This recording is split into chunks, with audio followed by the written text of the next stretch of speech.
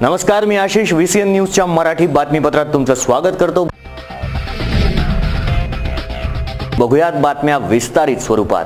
आजवर VCN news नेहमीच जिल्हा सामान्य रुग्णालयाची मनमानी तसेच तेथील गैरसोय या विषयाची दखल घेत आलाय।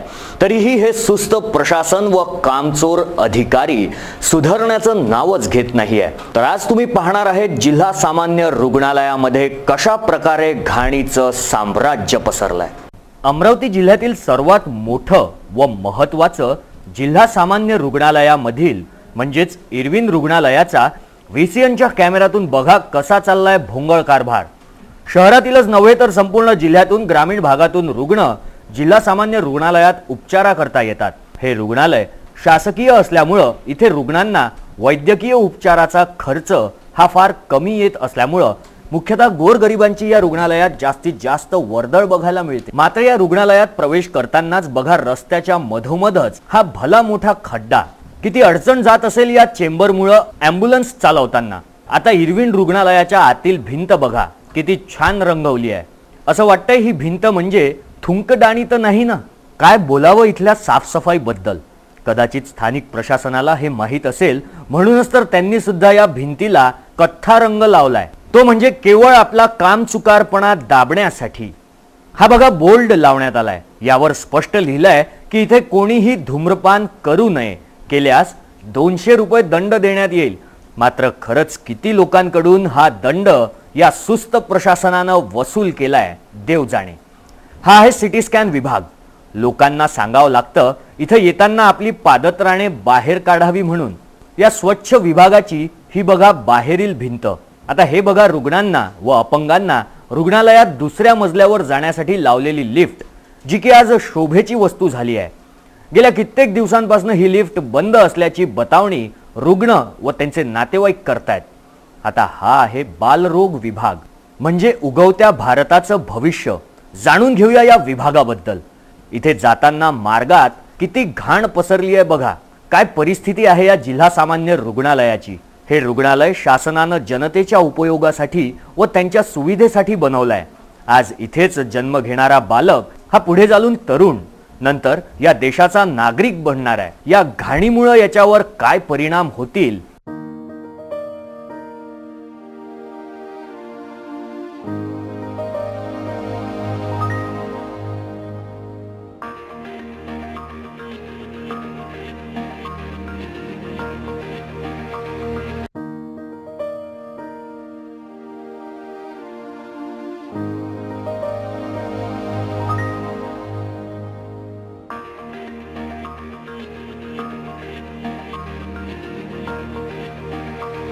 पुन्हा एकदा सर्वांनी लक्षात घ्यावं की हे रुग्णालय शासनानं जनतेच्या उपयोगासाठी व त्यांच्या सुविधेसाठी बनवलंय, जेणेकरून गोरगरिबांना स्वस्तात आपल्या आजारांवर उपचार करता येईल। मात्र खरंच या रुग्णालयाची ही घाणेरडी व्यवस्था बघितल्यावर या घाणीच्या साम्राज्यात या बालकांवर इथे उपचार केला जातो हे बघितल्यावर असं वाटते की जनता या विभागाच्या कामावर खुश असेल। वारे प्रशासन, कधी येईल जिल्हा सामान्य रुग्णालयाचे अच्छे दिन। व्हिडिओ जर्नलिस्ट प्रवीण झोलेकर सह bureau report VCN news Amravati. Maharashtra ग्रामीण रोजगार हमी योजनेच्या कृती समितीतर्फे रोहयो विभागाला कर्मचाऱ्यांच्या विविध मागण्यांचं एक निवेदन देण्यात आलंय। महाराष्ट्र ग्रामीण रोजगार हमी योजना कर्मचारी कृती समितीद्वारे या वेतनासंबंधित विविध मागण्या आज केल्या जात आहेत। गेल्या 7 ते 8 वर्षांपासून कंत्राटी कर्मचारी रोजगार हमी योजनेअंतर्गत कार्यरत कर्मचाऱ्यांना सदर योजनेत कंत्राटी कर्मचाऱ्यांच्या नियुक्ती वेगवेगळ्या संस्थांमार्फत, सेतू समितीमार्फत, तत्सम सेवा समिती पुरवठांमार्फत केल्या जात आहेत। आणि यामध्ये गेल्या अनेक वर्षांपासून कोणतीही सेवा एकसूत्रीपणा, कर्मचाऱ्यांच्या हिताचं धोरण अद्यापही अवलंबल्या गेलेलं नाही। त्या अंतर्गत 1 मार्च 2014चा मसुदा तयार करण्यात आला होता, परंतु तो अजूनही लागू करण्यात आलेला नाही। त्यामुळे कर्मचाऱ्यांच्या हिताचे प्रश्न प्रलंबित पडलेले आहेत। याच दृष्टीनं वेळेवर मानधन मिळत नसल्यानं त्यामुळे कंत्राटी कर्मचारी हतबल होऊन काम करतायत। सर्व कंत्राटी कर्मचाऱ्यांना आर्थिक परिस्थितीला सामोरं जावं लागतंय आणि शासनाकडून दिलेली 8% वाढ दरवर्षी वेळेवर मिळत नसल्याची ओरड यावेळी बघायला मिळाली। तसेच महाराष्ट्रामध्ये आलेल्या वेगवेगळ्या जिल्ह्यांमधले कंत्राटी कर्मचारी यांच्या मानधनात तफावत आहे।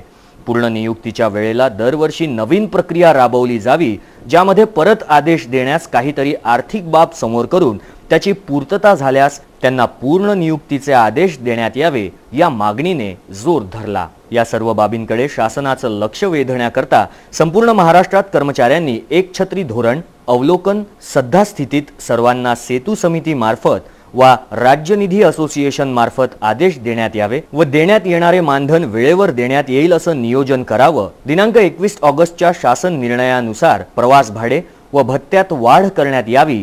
कोणत्याही कर्मचाऱ्यांना कमी करण्याच्या प्रस्तावानुसार त्यांचं मत एकदा लक्षात घेऊन त्यांना एकदा पुनश्च संधी देण्यात यावी।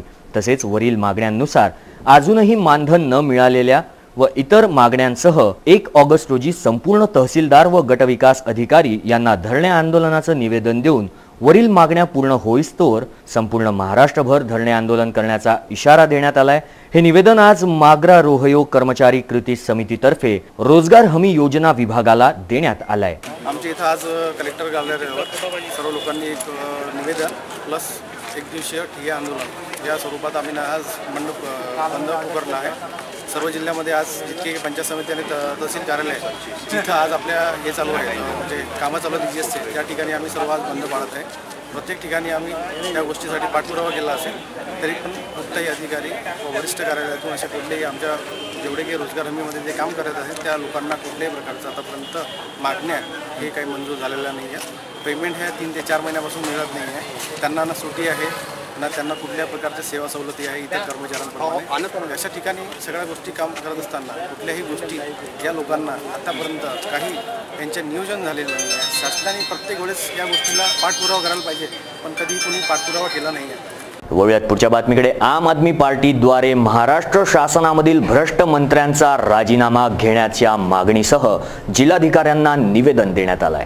अमरावती आम आदमी पार्टीनं जिल्हाधिकारी यांना निवेदन दिलंय। या निवेदनामध्ये आम आदमी पार्टीनं मागणी केली आहे की भारतीय जनता पार्टीच्या सरकारनं महाराष्ट्राच्या जनतेला स्वच्छ आणि भ्रष्टाचार मुक्त प्रशासन देण्याची ग्वाही दिली होती, मात्र आपल्या मंत्रिमंडळात असणाऱ्या भ्रष्ट मंत्र्यांना आपण का वाचवतायत? जनतेची तुम्ही दिशाभूल करत आहात आणि त्यामुळे आम आदमी पार्टी अमरावती महाराष्ट्र शासनातील भ्रष्ट मंत्र्यांचा कारभार बघून मागण्या करते की या भ्रष्ट मंत्र्यांना लवकरात लवकर राजीनामा द्यावा, अन्यथा आम आदमी पार्टी मोठं आंदोलन उभं करेल। निवेदन देतेवेळी आम आदमी पार्टीचे बरेच कार्यकर्ते उपस्थित होते। आज मुख्यमंत्र्यांनी मुख्यमंत्रीपद घेताना जी महाराष्ट्राच्या जनतेला ग्वाही दिली होती की आमचं सरकार हे पारदर्शक सरकार आहे, यामध्ये कोणत्याही प्रकारचा भ्रष्टाचार राहणार नाही, पण आज आपली जी परिस्थिती आपण पाहतो आहे की ज्यामध्ये SRAचा एवढा मोठा घोटाळा आहे, ज्याच्यामध्ये गृहनिर्माण खनिकाम मंत्री आहेत श्री प्रकाशजी मेहता हे स्वतः त्याच्यामध्ये आहेत। SRA घोटाळ्यामध्ये त्यांनी त्याच्यामध्ये स्वतःहून कोणत्याही मुख्यमंत्र्याची परवानगी घेता जो बिल्डरला जी जागा दिली आहे डेव्हलपमेंटसाठी ती नक्कीच आक्षेपार्ह आहे। यामध्ये मुख्यमंत्र्यांनी त्यांची पाठराखण का करतायत हे आम्हाला समजत नाही। यामध्ये लगेच प्रकाश मेहता यांचा राजीनामा मुख्यमंत्र्यांनी घ्यावा, त्यांनी स्वतःहून द्यावा प्रकाश मेहतांनी, ही आमची मागणी आहे। तर बातमीपत्रात वेळ झाली एका छोट्याशा विश्रांतीची। कुठेही जाऊ नका, बघत रहा VCN न्यूज।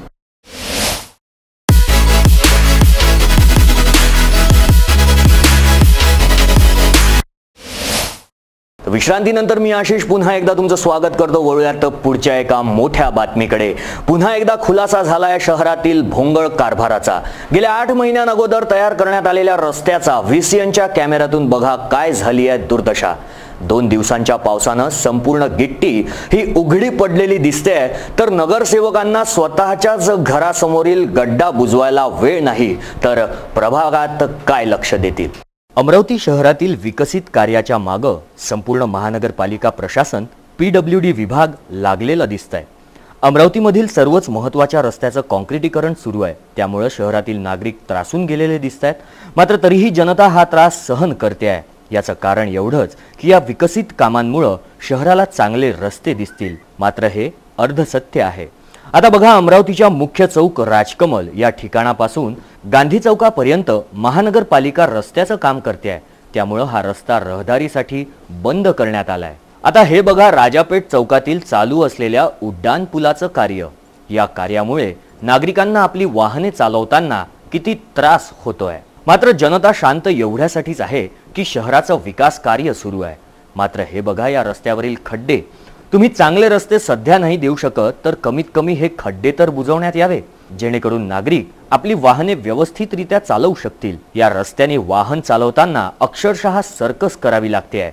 एका बाजूला रस्त्याचं काम चालू असल्यामुळे जाळी म्हणजेच फेन्सिंग लावण्यात आलाय आणि दुसऱ्या बाजूला रस्त्यावर पडलेले हे खड्डे.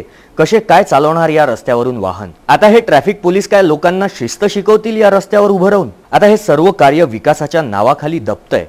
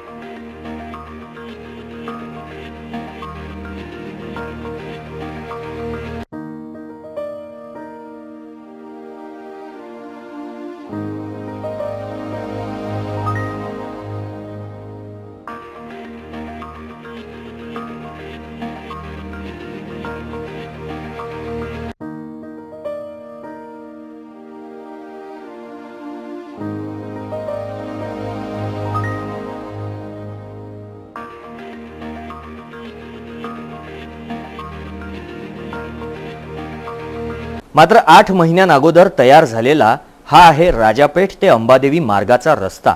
या रस्त्याचं 8 महिन्यांअगोदरच डांबरीकरण करण्यात आलं. मात्र आज बघा या रस्त्याची सध्याची परिस्थिती काय आहे. 2 दिवसांच्या पावसानं संपूर्ण रस्त्यावरील डांबर धुवून गेलाय. पूर्ण रस्त्याची गिट्टी उघडी पडली आहे. हा खूप रहदारीचा रस्ता असून मुख्य 2 हॉस्पिटल्स याच रस्त्यावर आहेत. त्याचबरोबर हनुमान व्यायाम प्रसारक मंडळाकडे जाणारे अंबादेवीच्या मंदिराला जाणाऱ्यांसाठी सुद्धा या रस्त्याचा वापर केला जातो. त्यामुळे या रस्त्याची वर्दळ मोठ्या प्रमाणात आहे. विशेष बाब म्हणजे तत्कालीन युवा नगरसेवकांचं निवासस्थान याच रस्त्यालगत आहे आणि हा बघा भला मोठा खड्डा खुद्द नगरसेवकांच्या घराच्या समोर या रस्त्यावर आहे. आज हा प्रश्न पडतो की जर विकासाच्या नावाखाली जेव्हा 8 महिन्यांअगोदर तयार झालेल्या रस्त्याची ही दुर्दशा आहे तर खरंच जे रस्ते विकासाच्या नावाखाली तयार होत आहे ते कसे तयार होतील आणि ते किती दिवस टिकतील? करोडो रुपये खर्च केल्या जात आहेत विकासाच्या नावावर आणि तेही सामान्य जनतेचे. तर ही भीती निर्माण का नाही व्हावी? करोडोचा खर्च तर व्यर्थ जाणार, कारण 8 महिन्यात जर रस्त्यांची ही परिस्थिती आहे तर याचा जबाबदार कोण? या महानगरपालिका प्रशासन, PWD विभाग, रस्त्याच्या बांधकाम ठेका उचलणारी कंपनी की सामान्य जनता?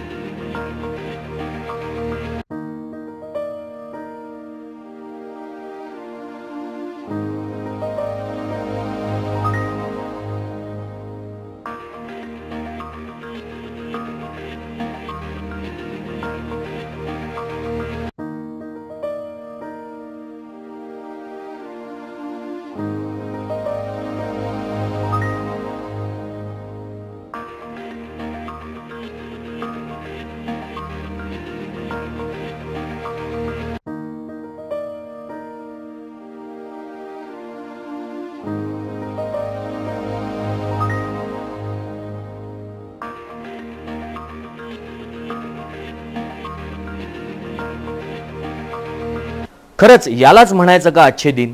करोडो रुपये खर्च झालेल्या या विकासाच्या कामांना 8 महिन्यातच जर हा बट्ट्या बोळ उडत असेल तर बाकी रस्त्यांची परिस्थिती अशी होणार नाही याची खात्री हे प्रशासन देतं का? व्हिडिओ जर्नलिस्ट प्रवीण झोलेकर सह bureau report, VCN news, Amravati. वळूयात पुढच्या बातमीकडे. अमरावतीतील श्री नरहरी माळवी सोनार संघाकडून सोनार समाजातील गुणवंत विद्यार्थ्यांचा गुणगौरव सोहळा दिनांक 13 ऑगस्ट रोजी आयोजित करण्यात येत असून यामध्ये सहभागी होण्याचं आवाहन संघाचे सचिव अरुणराव मांडळे यांनी केलं आहे. नरहरी माळवी सोनार संघातर्फे सोनार समाजातील सर्व शाखीय सोनार समाजातील 10वी आणि 12वी उत्तीर्ण झालेले विद्यार्थी आणि ज्यांना 70% मार्क मिळालेले आहे अशा विद्यार्थ्यांचा गुणगौरव कार्यक्रम नरहरी मंदिर पूजा कॉलनी येथे तारीख 13 ऑगस्ट 2017 रोजी सकाळी 11 वाजता आयोजित केला आहे।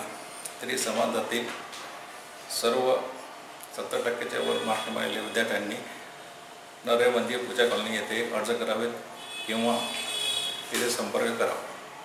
धन्यवाद।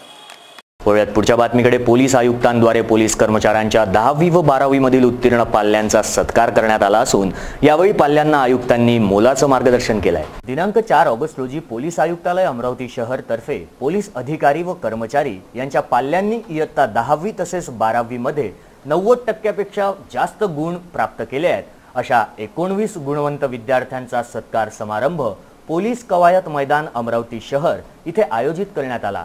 यांच्या नेत्रदीपक यशाबाबत कार्यक्रमाचे अध्यक्ष माननीय श्री दत्तात्रय मंडलिक, पोलीस आयुक्त अमरावती शहर यांच्या हस्ते गुणवंत विद्यार्थ्यांचा पुष्पगुच्छ देऊन सत्कार करण्यात आलाय। तसेच आंतरराष्ट्रीय लांब पल्ल्याची जलतरणपटू सुश्री रितू केडिया हिचा सत्कार करून माननीय पोलीस आयुक्त यांनी उपस्थित गुणवंत विद्यार्थी यांना पुढील भविष्याकरता मोलाचं मार्गदर्शन केलंय। तसेच रितू केडिया यांना पुढील भविष्याकरता शुभेच्छा दिल्या असून सदर कार्यक्रमाचं औचित्य साधून उपस्थित पोलीस अधिकारी व कर्मचारी यांना सुदृढ स्वास्थ्य कसं ठेवावं याबाबत श्री प्रशांत मेश्राम यांनी अत्यंत मोलाचं मार्गदर्शन केलंय। सदर कार्यक्रमाला माननीय शशिकांत सातव, पोलीस उपायुक्त प्रदीप चव्हाण व गुणवंत विद्यार्थ्यांचे पालक तसेच आयुक्तालयातील पोलीस अधिकारी व कर्मचारी मोठ्या संख्येने उपस्थित होते। वळूयात पुढच्या बातमीकडे। अमरावती विभागातील ऑनलाईन लॉटरी असोसिएशननं जीएसटीला विरोध दर्शवत काळ्या फिती लावून शहरातून रॅली काढत जिल्हाधिकाऱ्यांना एक निवेदन सादर केलंय। केंद्र सरकारद्वारे 1 जुलैपासून संपूर्ण देशात एक कर प्रणाली अंतर्गत गुड्स अँड सर्व्हिस टॅक्स म्हणजेच जीएसटी लागू करण्यात आली आहे। जीएसटीमुळे आता ही अनेक व्यापारी अशीही आहेत जे संभ्रमित आहेत। आता या जीएसटीने लॉटरी व्यवसाय करणाऱ्या व्यापाऱ्यांना टार्गेट केले आहे असा आरोप लॉटरी असोसिएशनच्या वतीने लावण्यात आला। असोसिएशनच्या वतीने शुक्रवारी स्थानिक राजकमल चौक येथे तोंडावर काळी पट्ट्या बांधून जीएसटीच्या विरुद्ध मूक मोर्चा काढण्यात आला। सरकारद्वारा लागू करण्यात आलेल्या ऑनलाईन लॉटरीवर 28% जीएसटीचा विरोध करत सरकारने कुठलीही माहिती न घेता कुठलाही विचार न करता लॉटरी व्यवसायावर चक्क 28% जीएसटी लावला आहे। या निर्णयानंतर लॉटरीचा व्यवसाय करणाऱ्या व्यापारी व त्यांच्या कुटुंबियांसमोर बेरोजगारीचे संकट निर्माण झाले आहे। लॉटरी व्यवसायात 5% नफा आहे, ज्यामध्ये सरकार, डिस्ट्रीब्युशन, स्टॉकिस्ट, रिटेलर यांचा समावेश आहे। जर हा नफा या सर्वांना जाईल तर कर्मचारी व लॉटरी व्यवसाय करणारे काय करतील? या सरकारच्या निर्णयाला नकार देत असोसिएशनच्या वतीने मूक मोर्चा व धरणा आंदोलन करण्यात आले। प्रधानमंत्री, केंद्रीय वित्तमंत्री, राज्याचे मुख्यमंत्री यांना जिल्हाधिकाऱ्यांमार्फत जीएसटीवर पुन्हा विचार करण्यात यावा याकरिता निवेदन देण्यात आले। समझाने लॉटरी का व्यवसाय जो चलता है पूरा पार्टिसिपेशन पर वापस इनाम पे चलता है। पहले लॉटरी में 90% तक इनाम वापस दिया जाता है। इसमें लॉटरी में 10% मार्जिन होती है जो सरकार से लेके तो नीचे जो ऑपरेटर होता है वहाँ तक पूरा सबका डिस्ट्रीब्यूशन होता है, मात्र 10% में। इसमें सरकार ने जीएसटी में 28% टैक्स लगा दिया। इसको सट्टे जुआ क्लब और जो कैसीनो चलते हैं उसकी कैटेगरी में रख के इसको चला, क्योंकि जबकि ग्रामीण लेवल पे छोटे छोटे स्तरों पर रोजगार चलता है इस पर और हर दुकानदार के पास में 5 से 7 परिवार चलते हैं। हमारी ये मांग है कि जो 28% सरकार ने जीएसटी लाया है कि यदि 10 रुपये की लॉटरी है तो उसमें 2 रुपये 80 पैसे का टैक्स लगता है। हमारा मानना है कि जो मार्जिन मनी होती है, एक इनाम और एमआरपी समझो जैसे 10 रुपये है और उसमें 9 रुपये का एक गारंटेड प्राइस आता है, तो 10 में से 9 काटा कर जो 1 रुपया लगता है आप उस पर जीएसटी लगाए। उस पर जीएसटी देने को हमको जीएसटी देने से इनकार नहीं है, लेकिन इस व्यवसाय के साथ में न्याय होना चाहिए। जीएसटी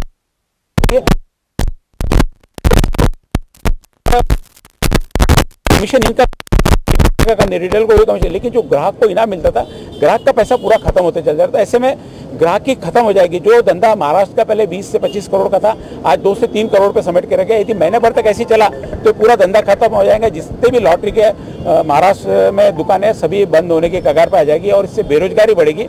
बेरोजगारी बढ़ने के साथ में अवैध लॉटरी जो है जिसको सरकार से लेना देने, फॉरेन की बहुत सारी लॉटरी आज भी चलती है जिस पर सरकार का नियंत्रण नहीं है, ऑनलाइन के माध्यम से चलती है, वो लॉटरी चलन में आ जाएगी, जिसमें रोजगार तो इनका जाएगा, अवैध लोग इसमें जुड़ जाएंगे, आपराधिक प्रवृत्ति बढ़ेगी। इन सारी चीज़ों को रोकने के लिए हमारा सरकार से निवेदन है कि मार्जिन मनी पर जीएसटी लगाए ताकि व्यापार भी चलता रहे और सरकार को टैक्स भी मिलता रहे और अवैध प्रवृत्ति को रुकावट मिले। कैसा निश्चित किया आपने? हमने काली पट्टी, हम सब व्यापारी लोग हैं, राजनीतिक लोग नहीं है, नहीं है। हमारा शांतिपूर्वक हमने जो जीएसटी लगाया उसका काली पट्टी दर्शाकर हमने निषेध किया कि जीएसटी का निषेध है और मूक मोर्चे के माध्यम से शांतिपूर्ण पूरे अमरावती डिस्ट्रिक्ट और आसपास के अकोला, बुल्ढाना, वाशिम यवतमाल से सभी प्रकार से जगह से लोग आए। मात्र 2 दिन की इसमें सभी लॉटरी वाले तकलीफ में है और धंधा सबका खत्म हो रहा है, किसी की दुकान में रोजगार है ही नहीं, तो इसलिए सभी लोग यहाँ पे भारी संख्या में उपस्थित रहे। जिलाधिकारी को आपने निवेदन दिया? जिलाधिकारी को हमने माध्यम बनाया प्रधानमंत्री तक बात पहुंचाने के लिए, वित्त मंत्री तक बात पहुंचाने के लिए, मुख्यमंत्री तक बात पहुंचाने के लिए। सारी जो बातें हमने आपको बताई वो जिलाधिकारी को हमने समझाने का प्रयास किया और उनसे कहा कि हमारा ये निवेदन आगे सरकार तक पहुंचे, क्योंकि डिसीजन सरकार का लेना केंद्र सरकार का।